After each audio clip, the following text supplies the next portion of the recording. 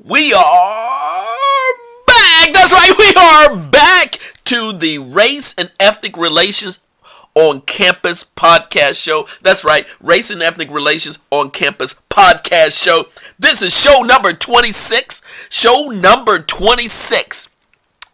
And it's entitled Internalized Racism. Why is it more prevalent today? That's right. Show number 26 is entitled Internalized Racism. Why is it more prevalent today? Hello. Yes, we are back. My name is Dr. B, and we are actually following up from show number 25, which is entitled Racism. What type of racism are we experiencing in 2020? I left you with a point in the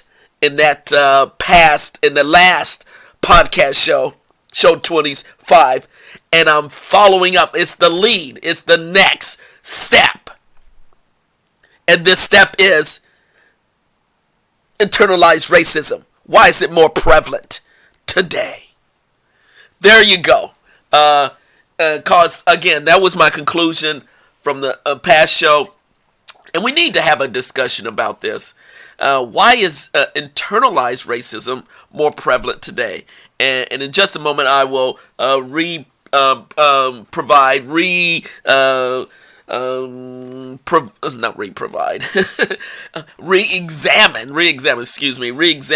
the definition of internalized racism and really go into detail with regards to some of the major factors. And before I get to move on, I need to acknowledge our sponsors. Of course, I want to. We have some new podcasting platforms that I truly want to acknowledge in this show. It's 2020, folks, and our show is moving forward from. And let me just say this: our show is based upon my 2018 book, Race and Ethnic Relations on Campus, Understanding, Empowerment, and Solutions for College Students, published by ABC Clio. Thank you, ABC Clio, for continuing to support my activities now in 2020. And we look forward to our book tour coming up in 2020.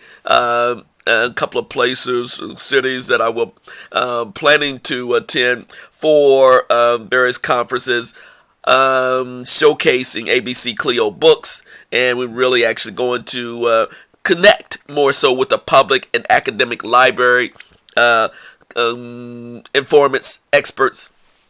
And so I'm looking forward to that, by the way. So let me just give a shout out quickly to our podcast platforms. Of course, I want to give it to iTunes, Apple Podcasts, and let me just say Apple Podcasts is truly featuring us on their platforms now. I want to thank our new platforms, Player FM, showcasing all of our podcasts, as well as Listen Notes. I want to thank Listen Notes. I want to thank Google Play. I want to thank Spotify. Of course, I want to thank YouTube. They place our audio version on YouTube. And I want to thank, obviously, Podbean for showcasing our platform. And last but not least, I want to thank iHeartRadio. We are really being featured on iHeartRadio in their platform. So I want to thank all the podcasting platforms for picking up our program, particularly in 2020. So let me get back to our topic. We are actually 4 minutes in. And you know how this goes. I want to thank, and I get these shows from not just my book, but my engagement, my interaction with my college students. I actually teach a race and ethnic relations class, and so my students, they have a lot of great ideals and great energy and great thought and really want to investigate a lot of these issues at a deeper level. And I can only go so far in our lecture in class on a number of these issues. So that's another reason why I'm doing these podcast shows, so I can dive into them on a different way. So our topic is internalized racism. And like I said in these podcasts, this is foremost an educational platform. We want to discuss these issues, investigate these issues, debate these issues, and come up with some solutions. Do you hear me? Come up with some solutions. This is not a podcast show about ranting about different issues, because these issues are very, very culturally and politically sensitive. And this is a political year, by the way. Oh my gosh, we're going to get to all that too. This is a political year. But let me define internalized racism again. Internalized racism is defined as acceptance by members of stigmatized races of negative messages about their own abilities and intrinsic worth, characterizing by their not believing in others who look like them and not believing in themselves. So in essence, thinking of themselves as inferior. So this has become an internalized acceptance.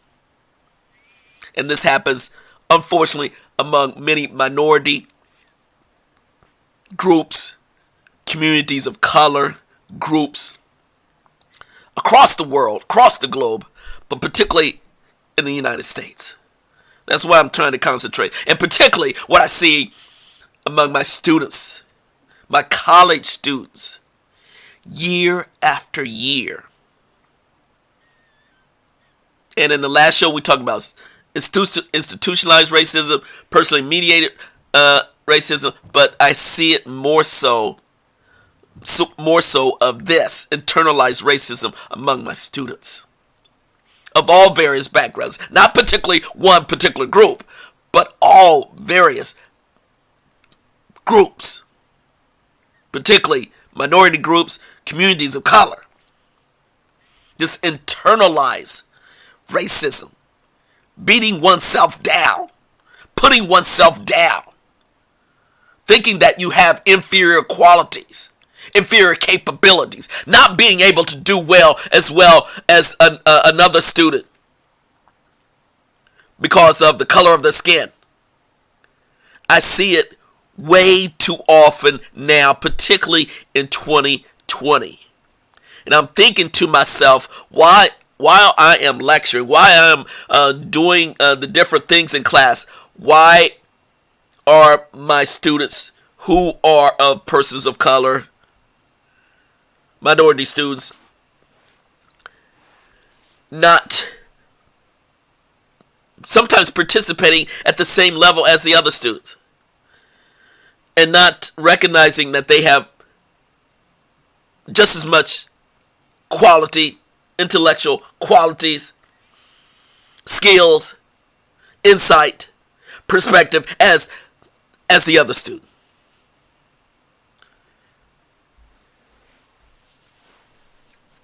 So I'm going to get to why is it more prevalent today? Well, we cannot separate ourselves from what's happening nationally, what's happening locally, and what's happening in our families, and as well as what's happening socially and through networks of our technology. Hello?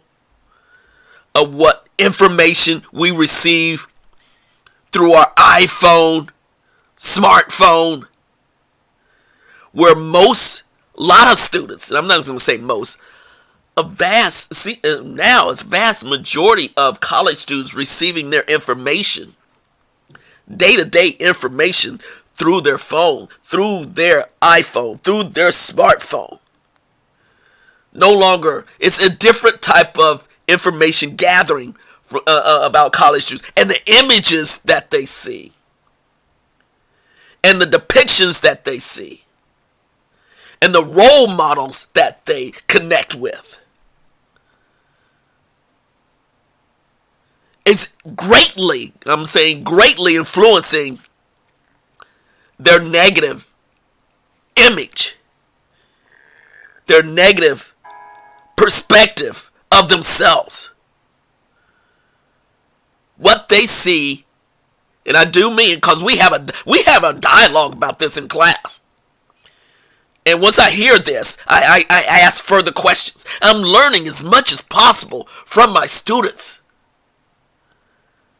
wanting them to open up, and it takes a while. And they're ready. That's the great. They are ready. You have to approach our students a little bit, and particularly students of color, a bit differently. They're just 5, 10, 15, 20 years ago. I've been in this business of education for 30 years or something like that. And being a person myself, a person of color, and recognizing, I was right there too, sitting in the seats, internalizing a lot of things, not thinking that I was worthy enough myself decades ago, trying to prove that I was worthy to be sitting in that seat, in that college seat, decades ago. Yet I see the same thing now in 2020 at a much higher level. At a much higher level. Sorry about the other information. Well, I got so much going on in the studio, you might hear a few other sounds. And that's what usually happens. I have a lot of information coming on, doing through the airways. But what's happening? And I see it again and again and again. My students are internalizing a lot of bad images that they get through social media, but also they see it day to day. They interact at college, in their dorms, in their apartments, on a day-to-day basis. They see negative images of themselves. There's not as much positive images, role models in 2020. You would think so. But when you slow things, it really is not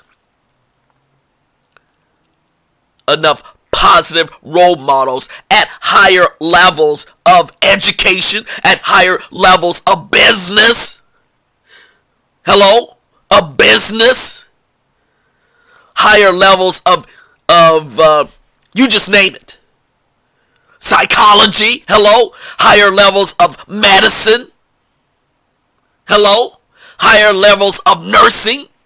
I'm just going through the academic disciplines at various colleges across the country, but particularly my college, university. Students just don't see it. And let me just say this. When I walk in the classroom every semester, they are still fairly surprised that I'm an African-American, multiracial man.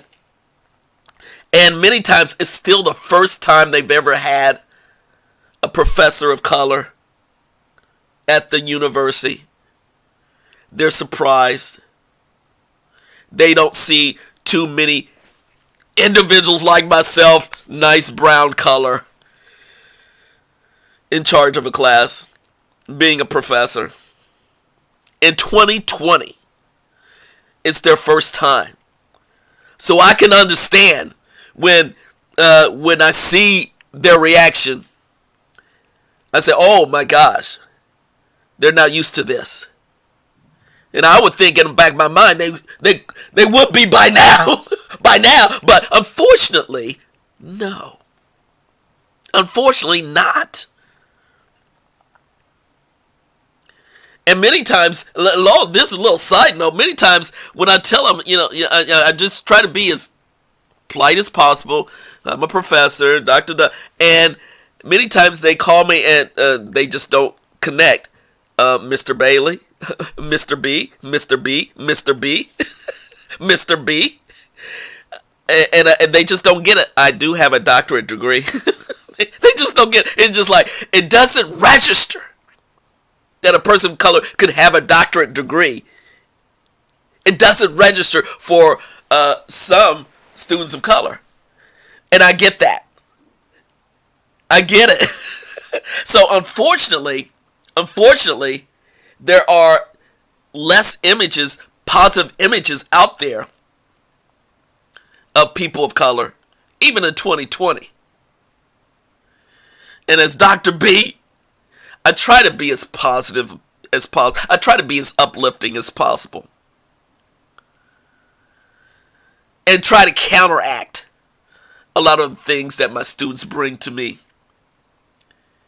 And yet you will be surprised how much they have had to go through just to get where they are. Just to, and really just start to change the images that their family may have of other people like themselves, and they just don't have those enough positive images in their community. Hello? They don't have enough positive images, positive professionals in their communities. Still in 2020. So when you don't have as many positive images in your immediate community, in your neighborhood, you automatically think that you fit within those dynamics, and other images and other opportunities and other challenges are not within your reach. So you slowly but surely keep yourself down, thinking that you're not worthy. And it's 2020, and I see it on their face. I hear it and when they talk. And I tell all my students,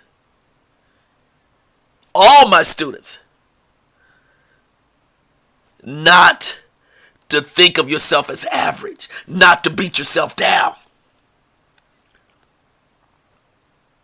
not to think of yourself as inferior. Because guess what? Here's another thing. They get placed in these categories very subtly. And like I said, racism is very subtle today in 2020. It happens in all different walks of life. We discussed it in show number 25. But internalized racism is probably the most powerful mental health issue occurring among students of color, minority students today. It is a mental health crisis. Did you hear me? It is a mental health crisis. It is a public health issue. Internalized racism. It's that big. It's not subtle. It's not low. That's the reason why I say it's so prevalent. And when it's this prevalent, this important, it is a public health priority. We try to downplay it. We try to say, oh, it's just, the person has to get over it. It's about self-confidence. By golly, it's about self-confidence. By golly, it's about just getting an opportunity. Pull yourself up by the bootstraps. By golly. And I say that jokingly. But it's more than that. Because it's a continuous cycle. Continuous enculturation. That they see it in their families. They see it from generation to generation to generation. And these students are the first generation students going to college. So they haven't seen any positive images before they arrive at the university. So they're fighting an uphill battle. Again, they're fighting an uphill battle. You would think in 2020 there would be enough. We had a president who was African American, black African American, biracial, Barack Obama. That's not enough. That was not enough, obviously. Inspiration? great hope, motivation. But my students don't talk about that one and only figure, special president. They only see the regular images that they see each and every day. And they don't see enough of themselves at different leadership positions at their university, in their community, in the state, around in this area of the United States. They just don't see it. They just don't see it. So thereby, they see themselves lesser than. That is a powerful issue. This is a powerful mental health issue that we need investigation. We need studies to examine this, because these are the things that are holding back a lot of folks who can make a major change in our society, or just make a positive impact in their own lives. And therefore, you see, that's the reason why they individuals, and I say they, I'm just saying students of color, have more difficult time of graduating. But when they do, they excel. When they get the support, students excel. High achievers accomplish tremendous professional feats, establish themselves as renowned professionals, leaders in their particular field of expertise. That's the reason why it may take a little bit extra effort, a little bit extra funds to support students of color, minority students who have internalized this racism and beat themselves down. But the payoff is phenomenal. The payoff is phenomenal. Not just the individual is affected, the entire family, the entire extended family are affected. It lifts the entire family. It lifts the entire, sometimes the neighborhood. Just by having a student graduate, going for a graduate degree, going to a higher level. So we need to see, we need to investigate, we need to do studies on internalized racism. Why it's so much more prevalent, but the true impact of it in today's society, in 2020 and beyond. Because this is a major, major issue. And I truly, and again, I not just separate myself. This helped Dr. B back, helped me back for years, not thinking that I was worthy when I was going through college. I'm going to say, and even when I was going through college and graduate school, I had to find professional help at my university, professional psychological help. Yes, I said it. Back in 1984, getting help for what I believed that I was not worthy of going to graduate school, PhD. I sought help because I was stopping myself. I did not believe in myself. That's how serious it was for me. That was a turning point.